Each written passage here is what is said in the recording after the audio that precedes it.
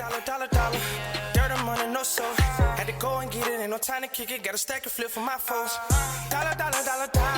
Please tell me you can hear me. Don't turn your back and don't neglect me. Just let me know if you need me.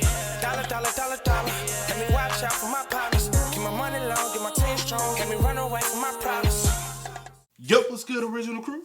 It's your boy DJ New Kid, your girl. Sierra Nicole. And today, man, we got not top 10. It's just 10 disturbing interviews with convicts. Let's just say that. Let's say that, yeah. We don't want to say the other word. With convicts, yeah.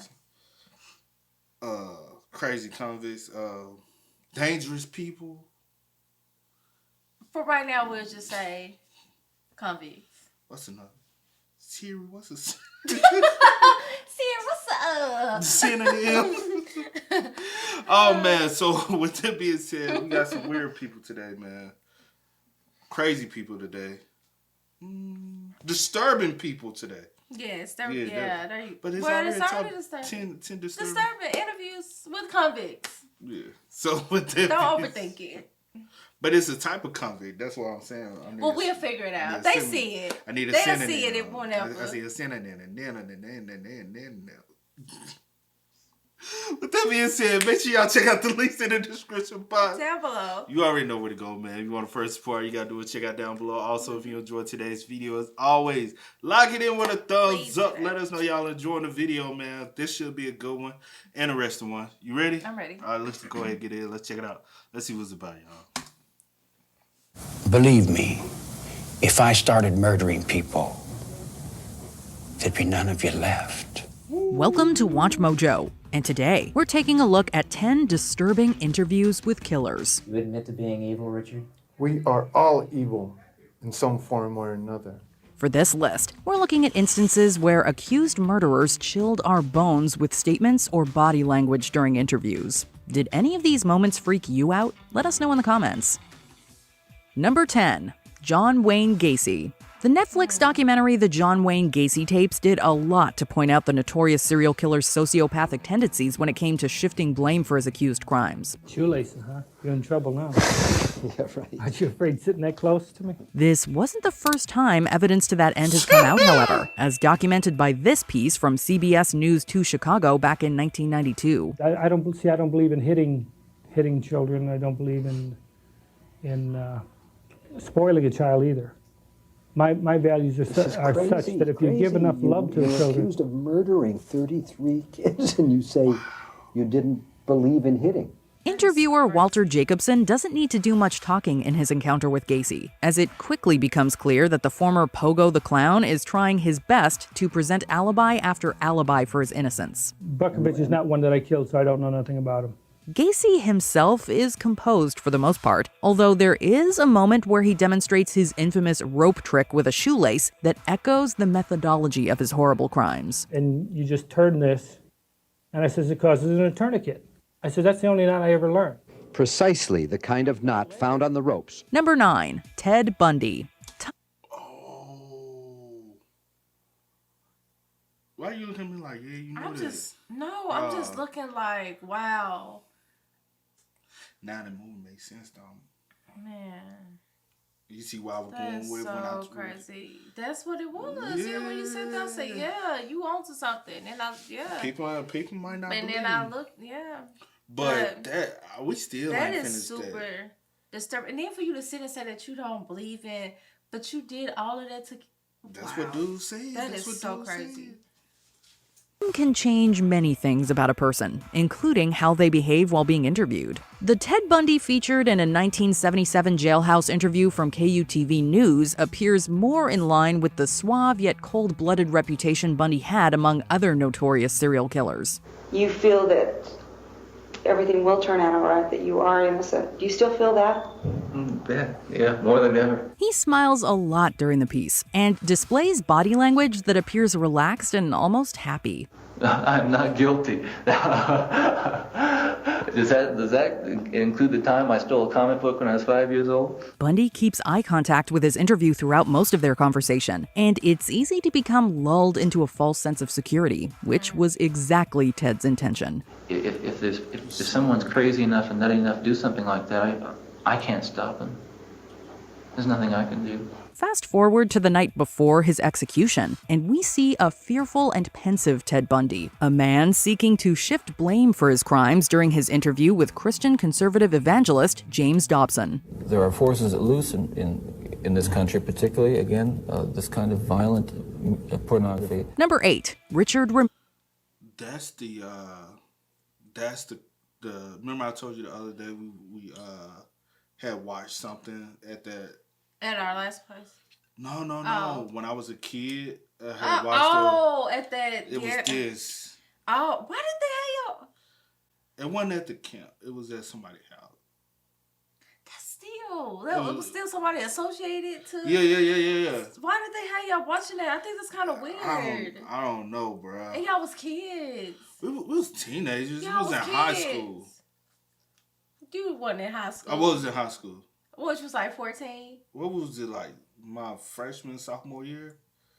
It was in high school, though. I just feel like if that's something that your parents will not allow you to watch, then they shouldn't be allowing y'all to, like, you know what I'm saying? We didn't watch the whole thing, but it's just like...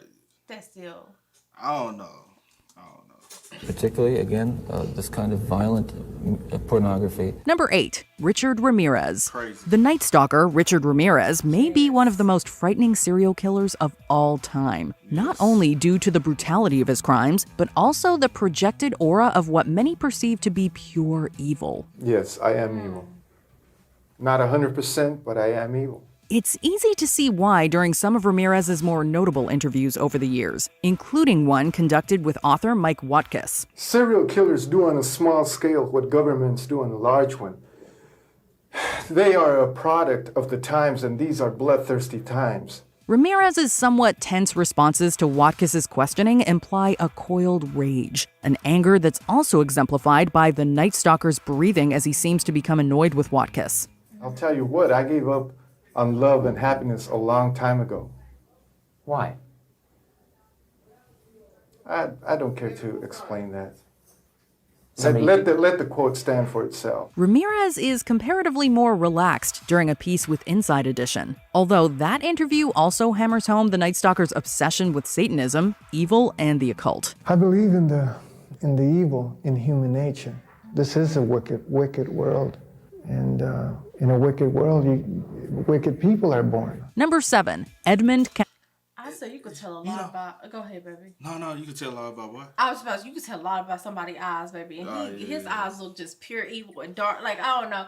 And one thing that scared me with him, because did we see him in another one? Because he really didn't have... watched him. Did we watch? Okay, I know it was something. Because he didn't really have like a... what is it? Like a...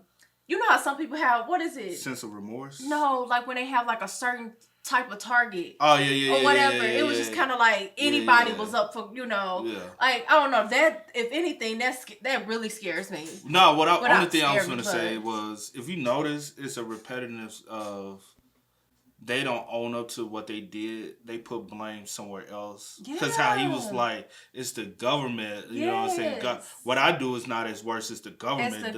So it's kind of, they trying to like belittle what they did. Like, what I did ain't that bad. The government really is killing y'all. Like, come on, bro. That is insane. There's something truly bone-chilling about the matter-of-fact way in which the co-ed killer, Edmund Kemper, describes his past in the 1981 documentary The Killing of America. Everything went towards killing him, and I didn't. But I'm saying, wow, it's uncanny. It was almost like it was meant to be that way, and I said, wow, this got to stop. Kemper's impressive intellect and well-spoken nature belie the brutality of a man who committed his first murder at the age of 15. And if it had been in a city, I would have been a mass murderer at age 15. I would have killed until they gunned me down. I wouldn't have been able to reason my way out of it. The killer even makes a self-referential joke to his modus operandi of picking up hitchhikers by putting on a pair of glasses and asking the camera whether they would get into a car with him. Now, would you get in the car with this man? Huh? Kemper's mental state comes across as perpetually active, like a bubbling pot of water about to boil over, while the documentary's exploitative narration pushes the creep factor of this one over the top. I am an American, and I killed Americans. I am a human being, and I killed human beings. And I did it in my society. Number 6, Jeffrey Dahmer. There's no barely repressed rage within the demeanor of Jeffrey Dahmer as he discusses his history with interviewer Stone Phillips. And I acted on my fantasies, and that's where everything went wrong. Nor are there any wild headline-grabbing theatrics. Instead, Dahmer's quiet and soft-spoken recounting of his horrible crimes lends the piece that much more power. The only motive that there ever was to completely control a person that I found physically attractive. There's the power of shock as he discusses the failed attempts at creating, quote, living zombies with the remains of his victims. The killing wasn't the objective. I just wanted to have the person under my complete control. There's also the power of how Dahmer's moments of shocking violence are undercut by the killer's regret for the decisions he made, and the futility of what seemed to be a date with infamy and destiny. Once it happened the first time, it just seemed like it had control of my life from there on in. Number 5, Gary Ridgway. Because he did try to, like, his thing was so sick because he was trying to find a way to keep people alive but be dead at the same time. And he was so... like, because, you know, I looked into his, which his case is still, like, so disturbing, but because it really doesn't make sense, but he was infatuated with death and the corpse of whatever. Because he started off as a child killing animals and wanted to even kill. Like if you watch my I think My Friend Dahmer or something like that, you see it's a depiction of his childhood, and he was like he showed a lot of signs even as a child that he was disturbed. Normally a lot of signs, like especially when people like become like and they for real like sick in the head, like a lot of stuff started from a child, but I feel like a lot of things are either ignored or whatever the case or is, you're just normal, a weird kid, or just a weird kid. Like I don't know. Yeah. But y'all got started. That's so. Gary Ridgway, aka the Green River Killer, was one of the most prolific of all American serial murderers. So I whipped out my ID, and with my ID would be I put my finger over my driver's license to hide my name. Ridgway was also perhaps one of the most unrepentant, a sentiment that's placed front and center during any of his interviews. A picture of my son. They would know I was probably a normal person. Take, for example, one he did with FBI psychopathy profiler Mary Ellen O'Toole, where he very calmly describes how he would gain the trust of his victims. The only thing that would be better than that would be to have your son in the car with you. That would be an incredible ruse. That happened once. O'Toole manages to get Ridgway talking in depth about his past, his upbringing, and the dozens of victims attributed to the Green River Killer's rampage. Number 4, Charles Manson. There has been a wealth of interview footage of Charles Manson released over the years, much of which can be used as evidence for the man's often unhinged persona. Do you feel blame? Are you mad? Do you feel like And there's a lot of that here from this 1987 interview with Today correspondent Heidi Schulman. I wouldn't do anything that I felt guilty about. You don't feel guilty at all? There's no need to feel guilty. I haven't done anything I'm ashamed of. However, there's also this intent to shatter the myth of Manson as a leader, and this is aided by the visual of Manson's scattershot presence during the interview. Maybe I should have killed 400 or 500 people, then I would have felt better. Then when I felt like I really offered society something. Although the occasionally violent outbursts by Manson have been well documented in this piece, it's the more soft-spoken sound bites that reveal more about the man's own admitted failures and shortcomings. My awareness and my consciousness is not the same as somebody that goes to school and has a mom and dad. See, not having parents have left me in another dimension, so to say. Number 3. So is he trying to blame the factor that because he didn't have a mom and dad, the reason that sent him down like this? Because we've seen people who grew up without a mom and dad and was able to succeed. Like take for instance Jimmy Butler in the NBA, his success story, or even the guy that Michael Orr. Or like you said earlier, a lot of things these people either put the. I was just saying like. Yeah, like I get what people you're saying. But you go. No. I was just gonna say, like you were saying earlier, for me, it's just a lot of excuses to. They don't want to take ownership. Just own be up like, to what you did, bro. Just be like, In his case, he was like, I don't feel no remorse. I don't feel guilty. I don't feel like... Because he look at society like, I was dealt a bad hand. Like, why should I feel bad for the crimes I committed? People committed crimes to me all my life as a child, but somewhere you became a man, bro. Like... that's just so... I don't know. Otis Toole. I like to say a whole city burned down. This interview with Otis Toole is the stuff of nightmares. There are a lot of reasons for this too, not the least of which is Toole's explosive bursts of laughter and absolutely chilling smile. What do you prefer in life? Sex or fire? Or I like both. Additionally, there's the explicit nature of how Toole describes his past crimes, and how he and former associate and fellow killer Henry Lee Lucas seemed to easily disassociate the value of human life. It's just like butchering a hog, you cow. The grainy and blown-out AV quality of this interview footage only seems to add to the feeling of grime and filth left over by Toole's gleeful accounts and delivery. Ain't nothing to it. It's like drinking a cup of coffee, smoking cigarette. Once you get into the habit, you do it more and more. Number 2, Issei Sagawa.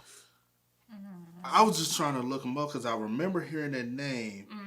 And yeah, because I want to say, what's his name? The one from America's Most Wanted. Walsh, and his name is Walsh. I think Otis Toole is the guy responsible for his son's death. They want to say that he's responsible for the death of the dude over, confession to Walsh murder. That's the reason I was like, I haven't heard that name before, and I couldn't. But the guy who started marriage, because his kid was kidnapped and killed, and he was just a little boy, and I think he was the one behind it. でたまたまそれが肉屋さんの旦那さんと奥さんで太って愉快な、ご主人でしたけど、動物の解体の仕方とか肉の切り方とか詳しく教えてくれました。Unlike the majority of our other entries, Issei Sagawa isn't technically a serial killer. However, this interview footage from Vice is too disturbing not to make our list. でも彼のおかげで、ロンダにエッチな気持ちっていうかセックス Sagawa's history and dark deeds are detailed in the documentary, while Issei himself describes the premeditated shooting and devouring of his classmate René Hartefeld while he was living and studying in France. で読んで彼女読んだけどどうしてもやっぱり普通に話してる時はニコニコして話してて。Sagawa's obsessions are also detailed in the piece, as well as the legal loopholes that allowed the killer to escape prison time for his actions. Sagawa's quiet and fragile demeanor undercuts his words, all spoken in equally hushed and inoffensive tones. It is a frankly horrifying and unbelievable story. 男じゃなくて綺麗な女性に殺されたい。もちろんそれはファンタジー。 Before we continue, be sure to subscribe to our channel and ring the bell to get notified about our latest videos. You have the option to be notified for occasional videos or all of them. If you're on your phone, make sure you go into your settings and switch on notifications. Number 1, Eileen Wuornos. This interview with Eileen Wuornos on the eve of her execution is disturbing for a number of reasons. I'm okay. God is going to be there. Jesus Christ is going to be there. All the angels and everything. For starters, there are the crimes for which Wuornos was convicted, but there are also the stories Eileen tells about her treatment in prison. They had the intercom on in the room, and they kept lying that it wasn't on, and they were using sonic pressure on my head since 1997. Her accusations of sonic torment and food tampering speak to her paranoia and mental state during this time. And then one day I didn't wash my food off and I was sick for 3 weeks, almost died. A state that gradually reaches a fever pitch during the interview. Yeah, thanks a lot. I lost my life because of it. Couldn't even get a fair trial. Wuornos' face as she directly addresses the camera is chilling, and the audience can only stare back into her eyes as the condemned killer accuses society of, quote, railroading and, quote, sabotage. 2019, a rock's supposed to hit you anyhow. You're all gonna get nuked. Do you agree with our picks? Check out. She said 2019. Well, not 2019, but 2020. Whew. Well, not a rock, but you know what I'm saying? Something happened. But anyway, child, this woman. Ain't this crazy? She said, well, it did start in 2019. Child, we not about to get for no type of I'm just saying. Cause these folks was crazy. Did she die in before 2000? So for her to even think into 2019, like, how long? Child. Bro, am I tripping? You always tripping. She said 2019. When was she killed? She was killed in 2002. So to say in 2019, and what happened in 2019? Not a rock. Not a rock. That must start. It came in 2019 and 2020 did destruction. Oh, hey. I get where you going, but my goodness. But yeah, these folks is like crazy. Hey man, with that being said, y'all spam us up in the comment section down below, man. Let us know y'all thoughts and opinions about these individuals in the comment section down below. But as always, man, y'all know how it go. I do go by the name DJ UK. This is you are? We are, y'all. Go and get it, ain't no time to kick it. Got a stack of flip for my folks. Dollar. Please tell me you can hear me. Don't turn your back and don't neglect me. Just let me know if you need me. Dollar.